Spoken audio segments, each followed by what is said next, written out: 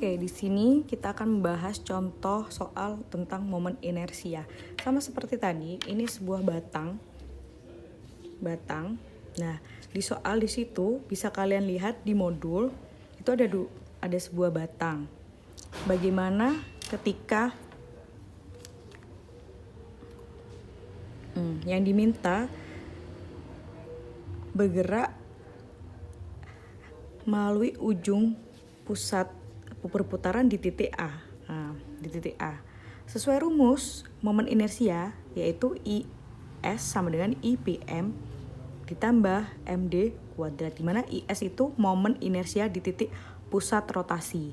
Titik pusat rotasi di sini di titik A ini itu merupakan titik pusat rotasi. A di sini tuh IS-nya.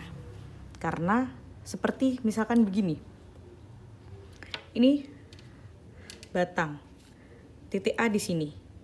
Nah, cara berputarnya itu berarti begini, seret begitu, karena berputarnya di sini. Di ujung sini. Titik A.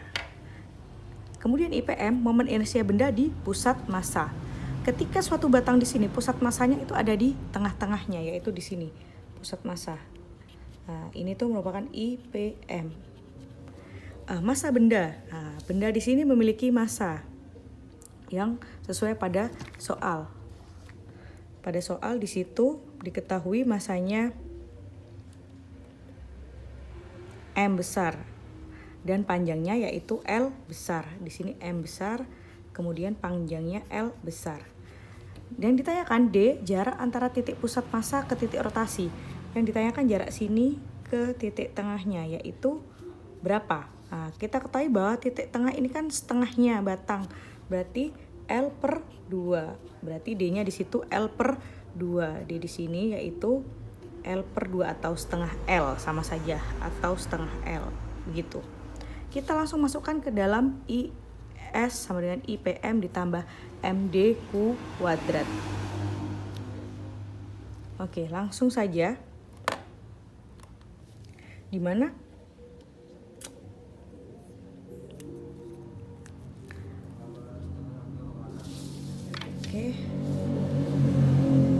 IS sama dengan IPM ditambah MD kuadrat. Sesuai pada tabel, ketika benda itu rotasinya berada di tengah-tengah rotasi pada umumnya, pada tabel, batang silinder poros melalui pusat, itu kita ketahui pada IPM-nya yaitu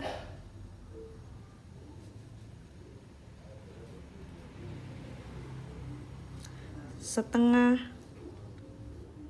kan kita ketahui IPM-nya ada di tinggi, ada di tengah sini lah. Ketika batang momen inersinya di titik tengah atau titik beratnya, pusat massanya itu selalu besarnya 1/12 ml kuadrat. Ini sesuai pada tabel. Nanti Bu Rizky tampilkan tabelnya. Ditambah M, yaitu M-nya tetap massa M besar, ketahui M. Kemudian D-nya berapa? Jarak dari titik pusat IPM ke A yaitu setengah L, yaitu di sini. L per 2 atau setengah L sama saja.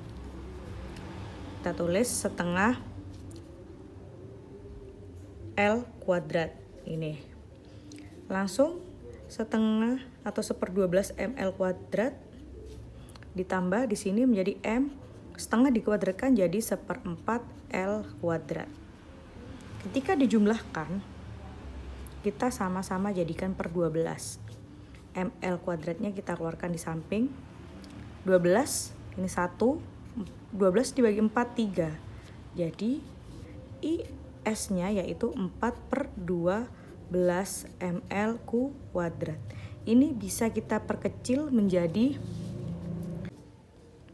ketika ini diperkecil sama-sama dibagi 4 yaitu 1/3 ml kuadrat. Ketika benda panjang begini, porosnya ada di pinggir, itu selalu momen inersianya I-nya itu 1/3 ml kuadrat. Ini membuktikan bahwa persamaan ini itu betul. Begitu.